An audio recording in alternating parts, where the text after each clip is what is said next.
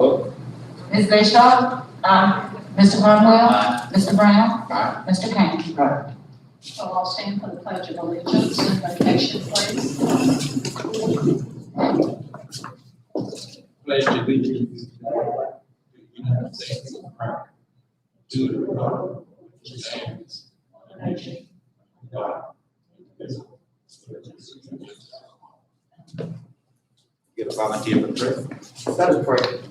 Oh Lord, we ask you, Lord, every mind and every heart, touching the heart, especially when we realize we're going to trying times. We got this virus out there, but Lord, we believe that all will wait. We are thankful for the vaccination, Lord, you loving God. Let us come to do people's business, do the things we need to do, encourage for the business of the county of Greensville. In your holy name we pray.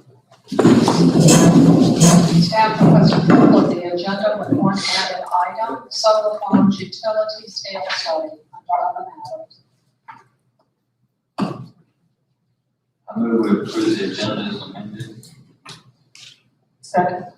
It's been moved and seconded to approve the agenda. Mrs. Bayshore? Mr. Conwell? Aye. Mr. Brown? Aye. Mr. Kane? Staff also requests approval of the consent agenda. It consists of the meeting minutes of January 4, budgetary matters, warrants, and also resolution 21-95, personnel matters resulting from closed session. I move we approve the consent agenda as presented. Second. It's been moved and seconded to the consent agenda 2195. Get a roll call vote. Ms. Bayshore? Mr. Conwell? Aye. Mr. Brown? Aye. Mr. Kane? There was a public hearing scheduled for this evening. Mr. Pope will talk with you about the change in the public hearing.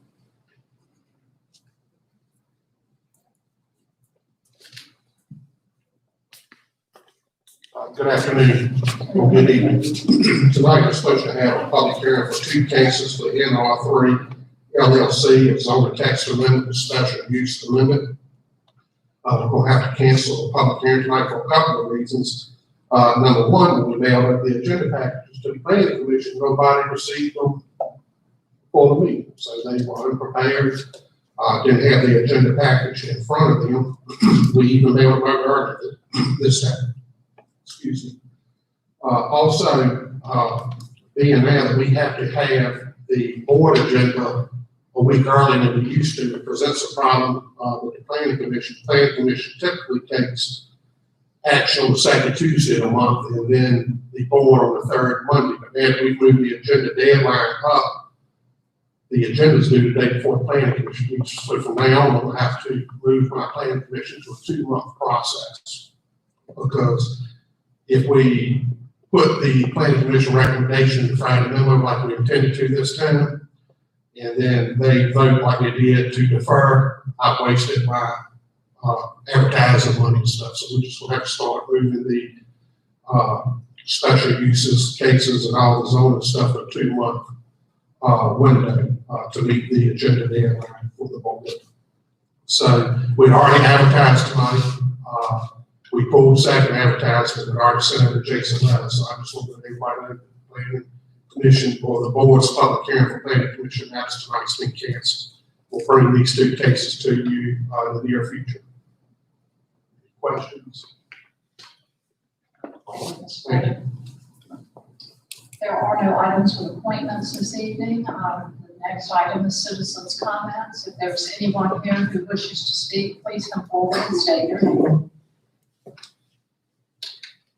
Seeing as there appears to be no one, I will move on. Under other matters, we have 2 items regarding the Tobacco Region Opportunity Fund. Ms. Lake.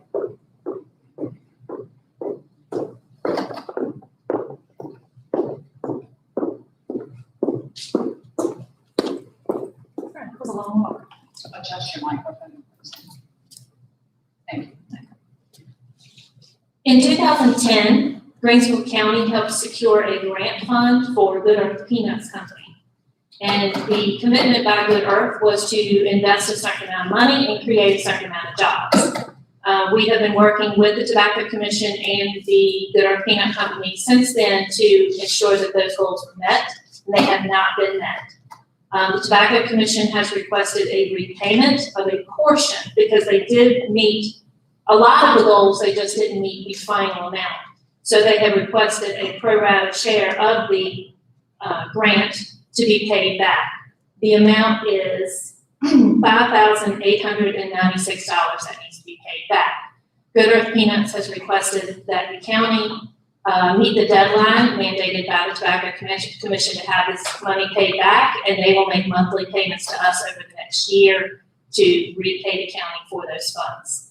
The first agreement that I asked for the board to approve is the grant repayment agreement between the county and Good Earth Peanuts. This states that a payment of $491.33 shall be paid every month in the year of 2021. Mr. Vincent has already paid the January payment of that, and he has agreed and signed this contract as well. So staff would ask that the board approve this contract and allow the county administrator to sign the document. I move we approve the repayment agreement between the Earth and the county. Second. It's been moved and second that we repay the agreement. The roll call vote. Mrs. Zenshaw. Mr. Conwell. Aye. Mr. Brown. Aye. Mr. Kane. Thank you. And now that the repayment agreement between the business and the county has been approved, I would ask for the board to approve the agreement between the Tobacco Commission and the county. This is the one saying that the county will pay the Tobacco Commission back. I believe the deadline for payment is March 31st. And it would be in the amount of $5,896. Staff would ask for approval of the agreement and authorization for the county administrator to sign. So moved. Second. Been moved and second. All in favor of the roll call vote. Mrs. Zenshaw. Mr. Conwell. Aye. Mr. Brown. Aye. Mr. Kane. Thank you. The next item also is yours, Ms. Slade. It's the addendum to the Southside Community Corrections lease. Thank you. The county entered into an agreement with the IDA to lease the facility for the Southside Community Corrections Office. This was done in December to begin in January of 2021. The Community Corrections has asked for a reduction in the amount of the rent. They are solely grant-based, and they would like to be able to move some funds from the rent into other categories to help cover other expenses. And in agreement for this rent reduction, they would buy their own housekeeping supplies, and the county would only send the cleaning and maintenance staff over there once a week rather than daily as we typically would. The reduction in the amount per month would be $367. So their monthly lease of $2,400 would reduce to $2,033 per month. If you are all in agreement with this, I would ask for staff, for the board to approve the amendment to the Southside Community Corrections Office building lease.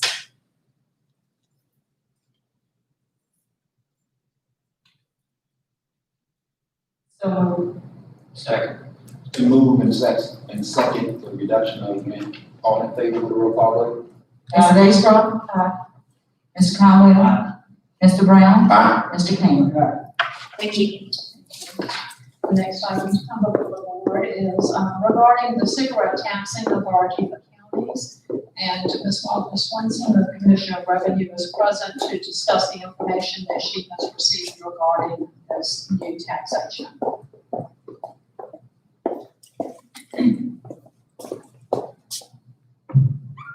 Good evening, everyone. I hope you're all doing well. I'm here to present the 2020 legislation passed by the General Assembly permitting counties to adopt a cigarette tax if they so desire. To give you a background, cities and towns were permitted by charter to have a cigarette tax. Only two counties, Fairfax and Arlington, have been granted authority to tax cigarettes by the General Assembly. The 2020 General Assembly approved Senate Bill 586 and House Bill 785, granting taxing authority to all counties. The maximum counties can charge is 2 cents, thank you, 2 cents per cigarette sold or 40 cents a pack. Counties may begin taxing cigarettes as soon as July 1st, 2021. The local tax will require a local ordinance passed by administration to adopt the cigarette tax. A public hearing will be necessary to inform the citizens of the cigarette tax ordinance, which would be up for adoption. This would ensure taxpayer compliance. A consistent revenue stream would be guaranteed, and if in the future we have vape or legalized marijuana, if approved by the General Assembly, the administration framework for future taxation would be established. Stamps would have to be purchased, and the dealer would affix the stamp or imprint a metered stamp on each pack of cigarettes. There are 2 options relating to the administration of the local tax preferred by the Virginia Association of Counties and the Commissioners of the Revenue Association of Virginia.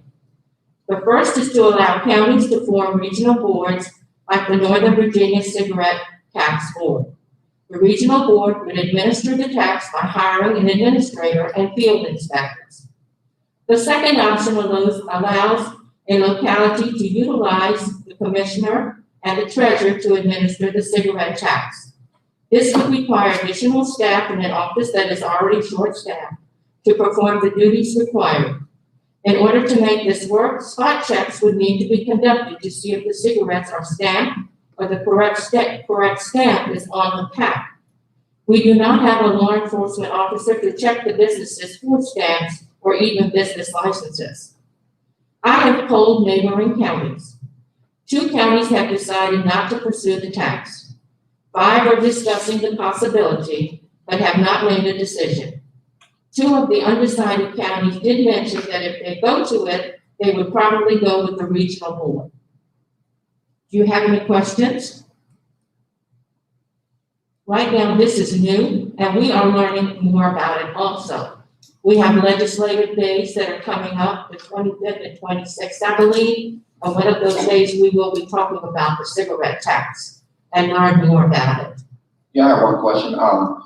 What would make it easy for you, best? I believe probably the regional board would be the best, because it's gonna take a lot of time between the treasurer and my office. We would have to more or less enforce it, find the businesses that would be liable for this tax.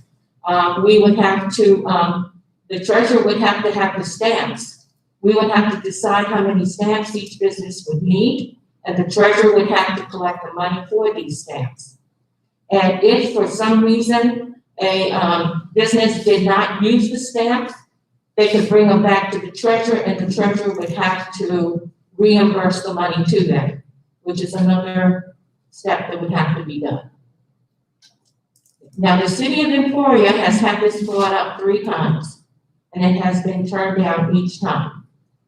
The reason being, I think, is because they felt like if they had the tax, the city people would go out to the county to buy their cigarettes. So at this point, I don't know what the city's gonna do, but if we go to it, if they don't have it, more than likely our county people will go to the city to buy their cigarettes. But it is 2 cents per cigarette or 40 cents a pack. Ms. Winston, I think since you have said you will be learning more information about those in the future month, or at least during your legislative days, the board might appreciate that whatever you do learn, that you bring that back for them to further consider this matter.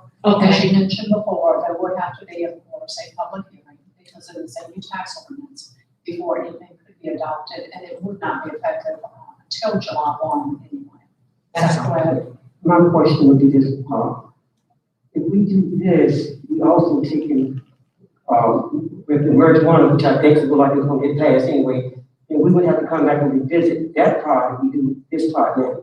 What was that? I didn't understand. I thought you said if you tax the cigarette, you also would take care of if marijuana get approved, you also would tax that. That's only if the General Assembly approved the marijuana and the vaping. That's what I'm saying, yes.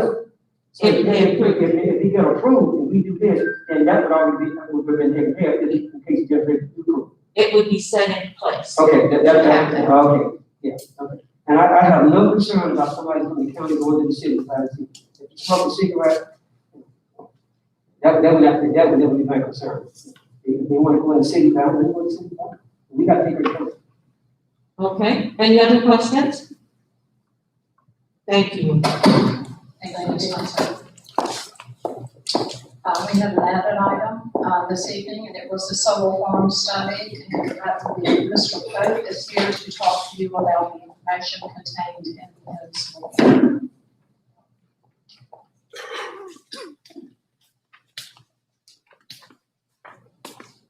Good evening. I apologize for such a lengthy report, but I did cut 4 or 5 pages out of it before I sent it to you.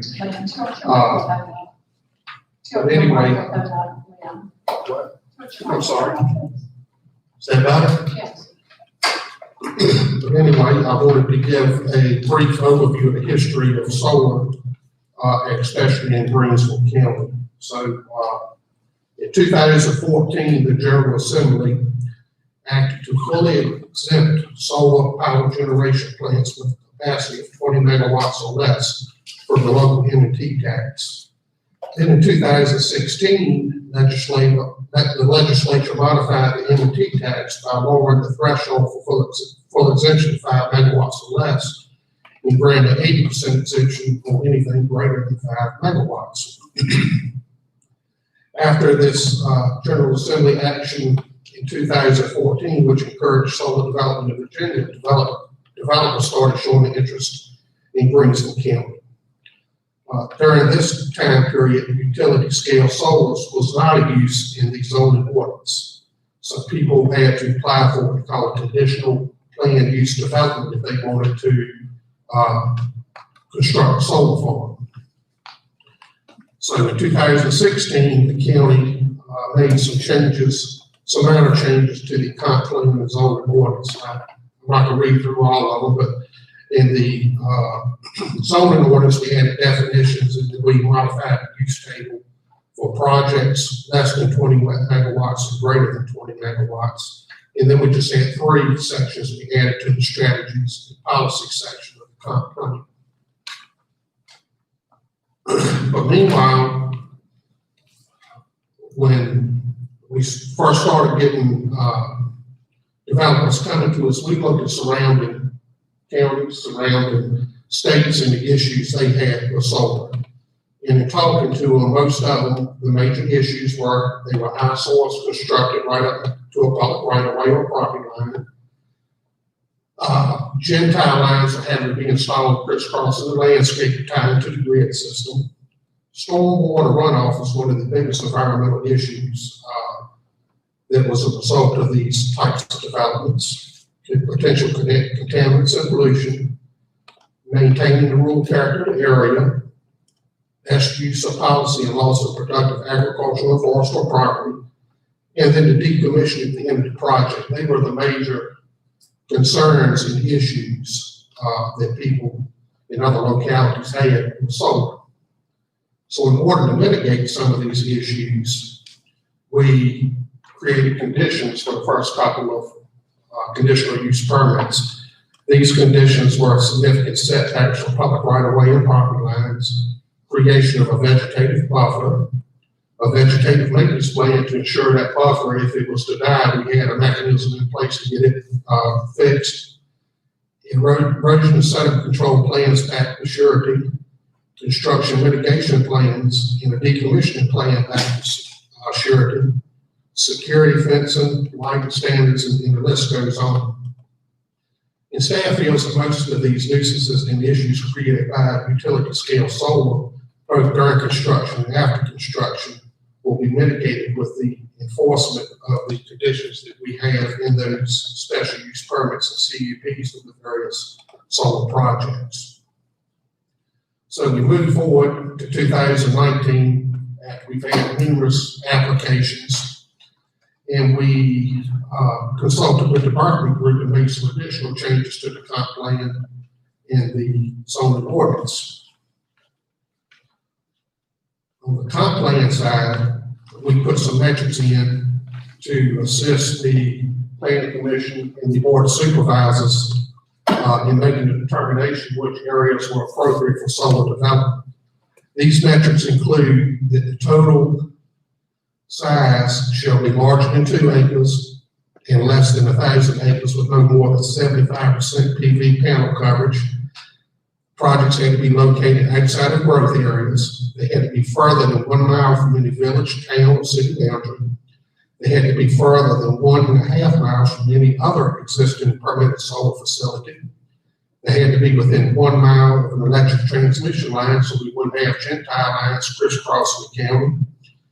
And they couldn't be close to any historic, cultural, recreational, or environmentally sensitive areas. The purpose of these metrics was to ensure that the projects were developed in a manner in which the rural character of the county would be preserved, and so the solar projects would not conflict with surrounding land uses or development patterns. During the 2232 review process, these metrics would assist the planning commission in determining if a utility scale project was in substantial accord with the current plan. And later on in this past year, 2020, the legislature made numerous changes that affect solar projects. The 80% exemption, as you well know, created a problem for rural localities. When the project was built and completed and the net worth was assigned by the SCC, it affected the composite index, and in some cases, localities were losing money. The cost of school funding was increasing, and the taxes we were generating from these revenue, these solar projects would not cover the cost of school funding. So VACO and a bunch of counties lobbied at the state legislature, and there were changes made. One of the most significant changes was they had a tiered reduction versus 8%, 20%, in which the first 5 years of a project, they would exempt 80% M&T taxes, the second 5 years, 70%, the next 5 years, 60%, and then the remainder of the project was 60% exemption, but it did away with the land tax we could get also. They also allow localities to adopt a revenue share ordinance up to $1,400 per megawatt. So if y'all remember, when we went through this process, we ran a bunch of spreadsheets to determine whether or not we wanted to keep the tiered legislation they passed, or if we wanted to adopt a revenue share. Of course, everything less than 5 megawatts is exempt. We don't get anything in a local level. The tiered legislation they passed was more profitable for projects between 6 megawatts and 25 megawatts. The revenue share, $1,400 per megawatt, was more profitable for the county when you got 26 and above. Because, I showed all y'all that, I don't want to repeat myself too much, but anyway, we went with the revenue sharing ordinance because all of our projects are 80 megawatts and larger. We don't have anything in the 5 to 25 megawatt range, and I don't foresee us getting the applications. That's also make most sense to go to $1,400 per megawatt tax, and that's what we did.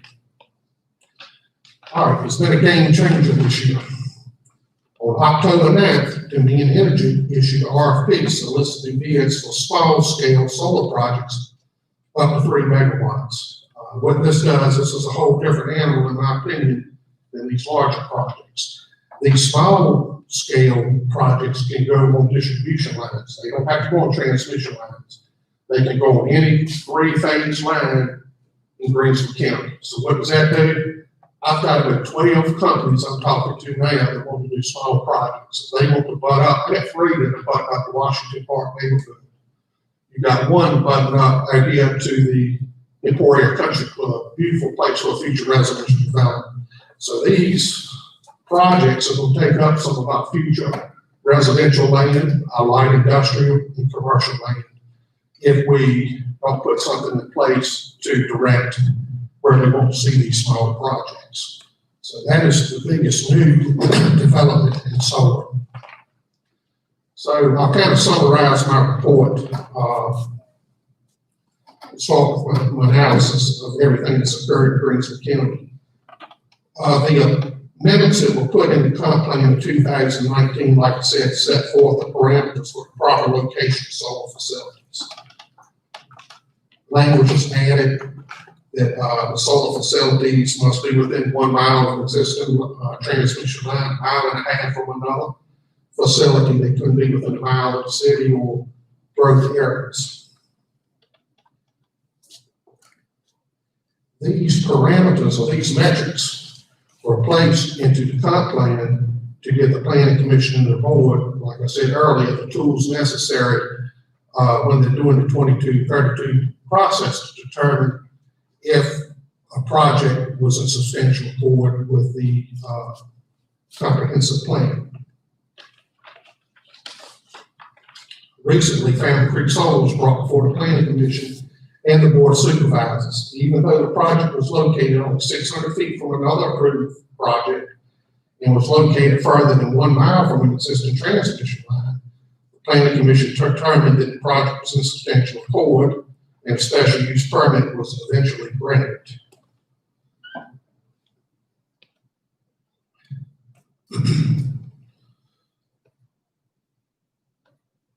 All right, moving on to the zoning ordinance.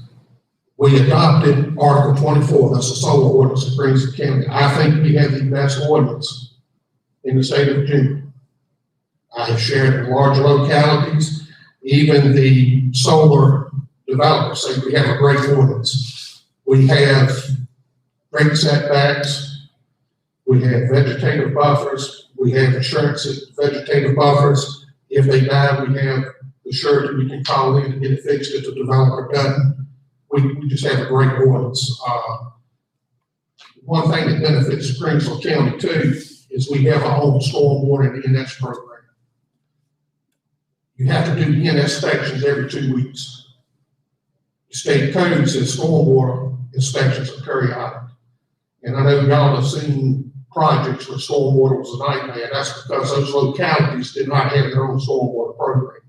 They had to rely on DEQ or another agency to do the enforcement. Periodic inspections, a lot can happen in a month's period if you're not inspecting. That's where we're ahead of the game, because we can do our stormwater inspections every 2 weeks in conjunction with the ENS. So if we have a major breach of a pond or something, we can end it off right then. All the projects we've done in the since 2014, we have not had stormwater issues, and that's because we have our own program. We do a great job of enforcement.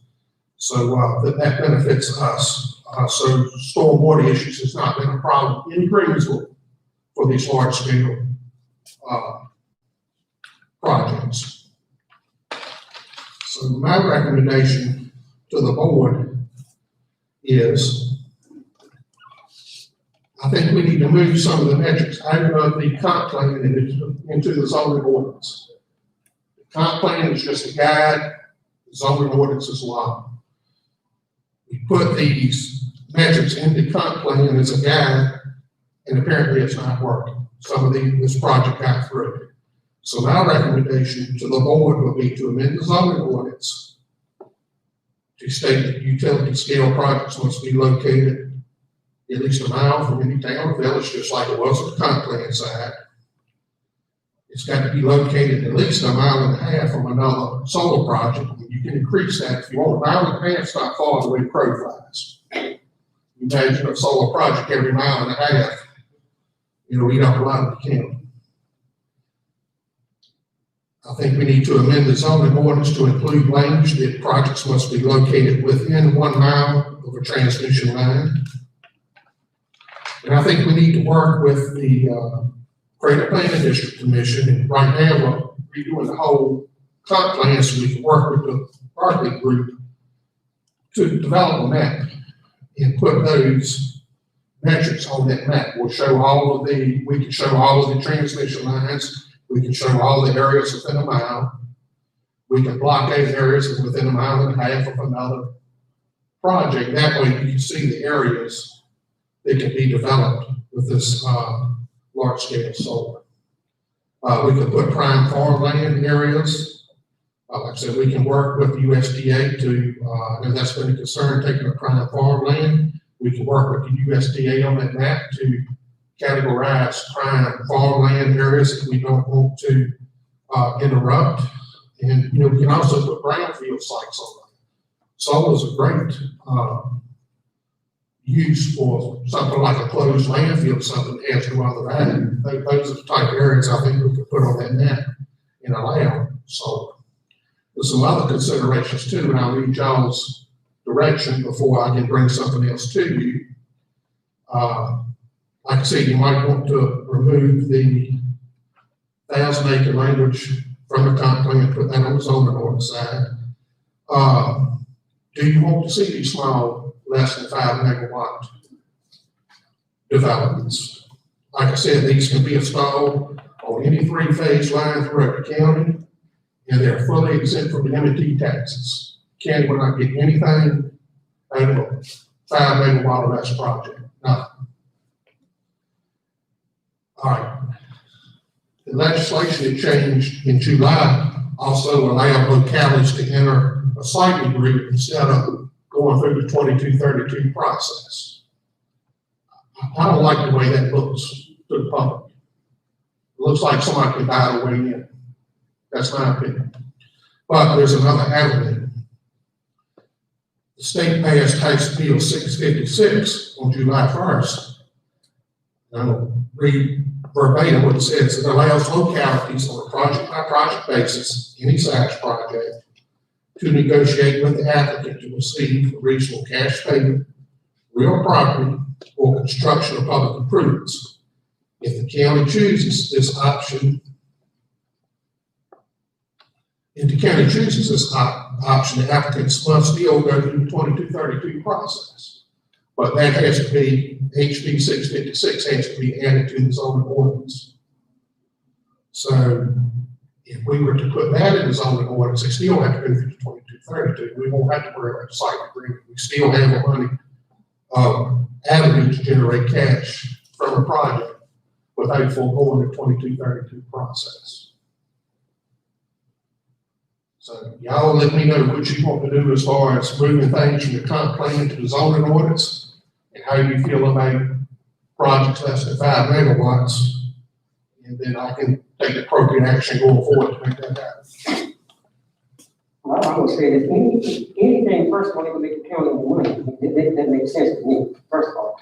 And anything that will be on that scale, we're looking at, I think you said 26 megawatts above, like all the ones we did, 80 or more. We'll get 80 and above is what everything we've had except for Jared, that was like 47 or 48, but all the rest are 80 to 150 right now. But if we look at anything below 26, then we're not getting anything out of it. 14, right? No. Yes and no. When we looked at the step down, let me get the proper language. I call it step down. Give me 1 second. Here it is.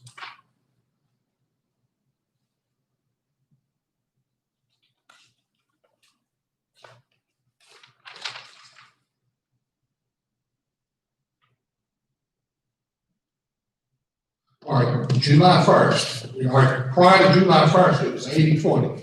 80% was forgiven for anything above 5 megawatts, and they had to pay 20% of the M&T taxes. That's what bothered most localities. So July 1st, they changed that. The M&T tax exemption will step down from 80 to 70% after 5 years, and to 60% after another 5 years. All right. So it first 5 years is 80%, second 5 years is 70, then it's 60%. All right. We still generate revenue based on that step down schedule.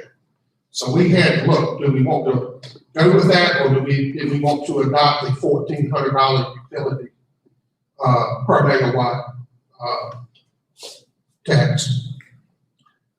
$1,400 megawatt tax, we made more money on that for projects over 26 megawatts than we would step down tax.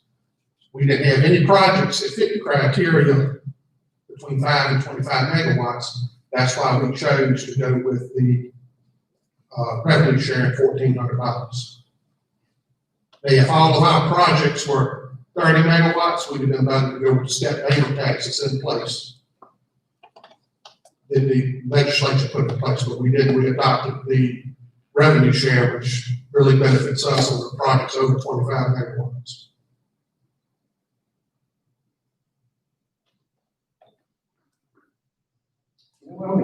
I know, this one up here. I'd like to see these items moved into the zoning ordinance as well. But also we need to address the small. Mhm. I don't wanna see small popping up. I think we need to change from the 2 acre minimum to 1,000 and increase that significantly.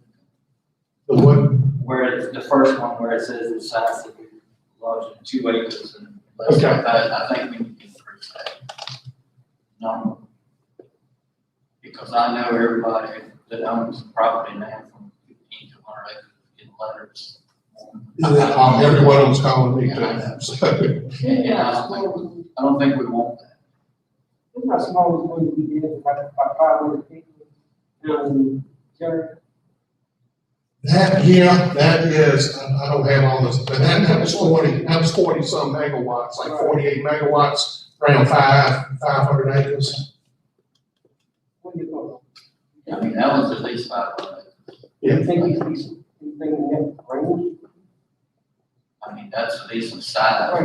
Well, I'll look at it and then. Look at it, make a recommendation on what you think a minimum acreage should be. The only place I see that something less than 5 megawatts would be feasible would be the elementary school. They have some property. If they want to build one to power the elementary school and then sell whatever currently don't use to the grid, or an industrial plant. If you got somebody in the industrial park who wants to build a small facility to offset their electric costs and sell any other energy back to the grid, I think they're appropriate places, but we don't need them everywhere up next to neighborhoods and taking up future neighborhoods. And Can we include that language in the zoning ordinance as far as industrial plants? yes, Would the school be considered in that? we could craft a language, yes. And Russell, did you have anything you want to add to what I said tonight? You done a project. I mean, come to look at that, we're talking a mile and a half, which I protest that from day one. Yes. You know, but I'm thinking 4 or 5 miles, I think, but that's something else, I always feel against is him on top of it.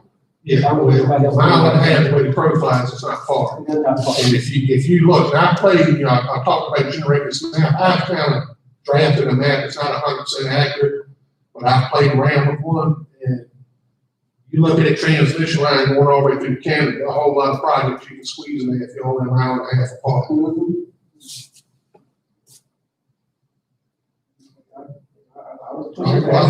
I think y'all giving me something to work on, so what I'll do, Say 5 miles. what I'll do is start drafting some, amendments. I'll work with Russell on that, and we'll bring it back to you. I got some questions around the solar too. I don't know if you all have been at the Rockridge through the site, and college through. I mean, I told Lynn, I know they're gonna put some buffers in that area. Right? Yes, they just started, How long is this vegetation or whatever gonna take? I mean, this place is. the language we It's a had, hassle. yeah, And then College Road, it's one house that is completely surrounded by fence. yes. I would not want that in my neighborhood, I'll tell you that. The road is called. The language they have, and I'll send it to each and every one of you tomorrow, but it can't be small stuff. We have height specified from day one to give us adequate coverage. I think it's as high as the fence, like 8 foot. I'll send y'all all that language tomorrow. I know that one was put in place. Before, Prior to yeah. all of us being here, but They have started on some of the buffer areas, putting down the mulch and stuff. They hadn't done the treatment. The buffer's will be the last thing you do if they have to do a buffer. And they started putting the mulch down in areas where they're gonna plant the buffer. So it's not gonna be too much longer, you'll start seeing the plants of the buffer in that area. I'll just tell you that changed my whole outlook on something. But the house in the middle is one on all the land too on that project. Well, I understand that. But I know what you're saying. But I'll send you the language for the exact pipe, because it's not gonna be stuff 2 or 3 foot tall, it's got to be either 6 or 8 foot. And then some of them had to, we had a, good detail on what they had planned. So I'll send that to y'all tomorrow. And also look at the acreage, if you're more concerned about how many acres they have, or how many acres they can be used for the solar project. Is something you look at? You mean total acreage in the county? That I remember we did with the one that came before the Brunswick Road? with 1,901 acres of land. Are we concerned about that? Are we concerned about how many acres would be used, that can be used for the project itself? What Mr. Kane is talking about is when they present the tax map parcels, it'll be part of the project, they give us 2 figures. One are the parcel acreage. If you take all the parcels of total acreage, I think that was 1,900 some acres. All right, the other acreage is what's going to be on the solar panels. How much of that's going to be on the solar? We know the whole 1,900 acres is going to be on the solar panels because you have wetland constrictions, you have floodplain restrictions. So we can put that in there too. They have to specify how many acres will actually be in the fence area. I'm not saying the panels, but if it's in the fence area, it needs to be in that calculation. And that would kind of eliminate just It's misleading. ballpark down 1,000 acres, and then they can only use 500. Correct. Yeah. Yeah. I think we need to put that language to clarify that in the ordinance. In addition to the parcel acreage, what is going to actually be encompassed, in the project limits. I agree. Yeah, we can specify that. We may not do it, come back and give us that information, but we can specify it in the ordinance. Any other questions? Thank you all for your time. Thank you. The last item on this evening's agenda is a COVID-19 update from Mr. Owens.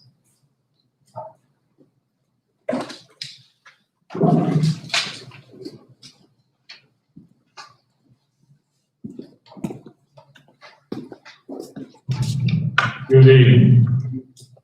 According to the statistics provided by Crater Health District reported on January 15, 2021, Greensville County had 64 new cases of COVID-19 reported from the last report I gave you on January 4th. During the same time frame, the city of Emporia had 55 positive cases reported, bringing the total to 119 cases since our last board meeting. And keep in mind that on the county side, we did test the regional jail, and they did have some positive cases that contributed to that upswing. And after I typed this report this afternoon, I received a updated report today, and the county's numbers increased by 10, and the city's increased by 26. So, I'm sorry, by 16, giving us a total increase in the area since the 15th of 26 cases. Next free testing clinic will be held Tuesday, January the 26th from 10 a.m. to 11:30 p.m. Only people that are pre-registered will be tested at the event, and it will be held at the BPI Extension Office located on Oak Street, adjacent to the old National Guard Armory that you can see from Main Street. All right. Signage will be used to direct the public into the site and exit the site. And people can call 804-862-8989. That's the number we've had the entire time. And they can pre-register for free COVID testing. That's a drive-through clinic, so they don't have to get out of the car. The team will take care of it and send them on the way. COVID vaccination began for the community, and until further notice will be conducted each Tuesday evening here at the Golden Leaf Tower. currently, as we're conducting this meeting, you probably saw people coming in. They were conducting the COVID vaccination right down the hall to the left, on my left and your right. Right? People have to be given this what we call a closed vaccination clinic, meaning it's not open to the general public. It's designated for people that are in that 1 hour for healthcare and a few added criteria to that by Creator Health. And they receive a notification by email through an invitation to register for the vaccination. Once they register, they receive a barcode, a date and a time, a location for the vaccination. And any resident of Greensville County that fits the criteria for the Creator Health testing can register and take that vaccination at any one of the clinics conducted within the Creator Health District. Once you take your vaccination, after 28 days, you have to make a follow-up appointment for your second part of the vaccination because we use the Moderna vaccination, and that requires 2 shots. When a citizen is vaccinated, they're required to wait an additional 15-minute waiting time to make sure it's not an adverse reaction to the vaccine. The county plans on putting that on Code Red. We just got an update today on some information. This is a fast-changing, fast-moving type event because we're learning as we go. And when I say we, Creator Health District and the emergency services team from the county and the city, because we're tied in it together. It's a learning process for all of us, not only here in the Creator Health District, but the state of Virginia and across the United States. It has been over 100 years since there was any type of pandemic of this type. So it's kind of a learn as you go deal. I ask that people be patient as we move through this process. And I know there are people that are out there that are very eager to receive this vaccine. And as time permits, they will get around to vaccinating everybody, but it will not be a fast process. There's a limited amount of vaccine available to our area. There's a limited amount of vaccine available to the state of Virginia and the United States as a whole. The staff would like to also remind our citizens to continue to practice those 3 W's. That's wear your mask, watch your distance being 6 feet apart, and always wash your hands with warm soapy water for 20 seconds or more when available, and when not available, then use hand sanitizer. Are there any questions? Let me ask you this, when people get vaccinated, do they get a card to let them know when they will come back? No, well, yes and no. Now, if you get a vaccination card that states the date that you received your first vaccine and what type of vaccine you took, all right, you will receive an email from the health department, right, congratulating you from CDC, congratulating you for taking round 1. Right? It also asks you to go in and register for round 2. Once you receive that email, you go back into the same system that you scheduled your appointment. And when you schedule that second appointment, it has to be more than 28 days. So the optimum time, from what I'm being told, is within 4 days of you passing that 28 day.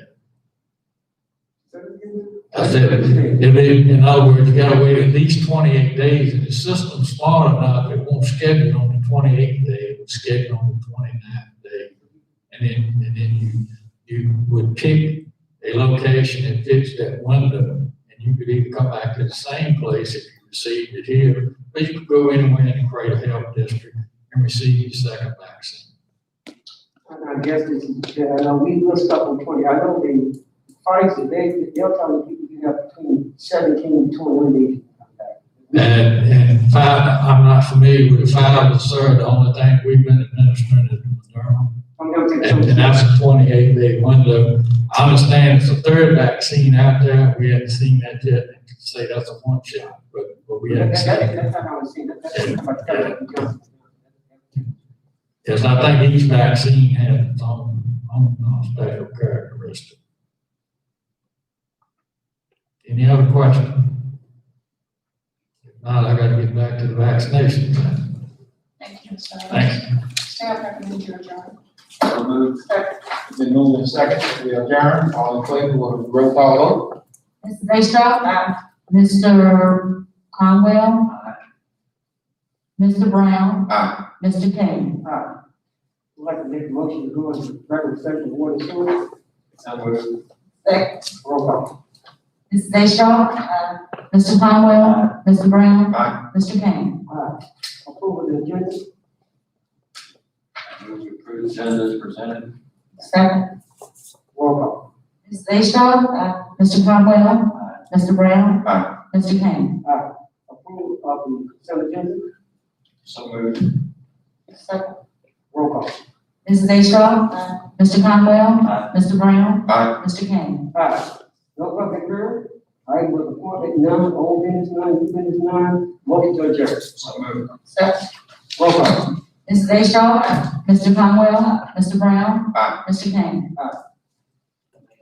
Well,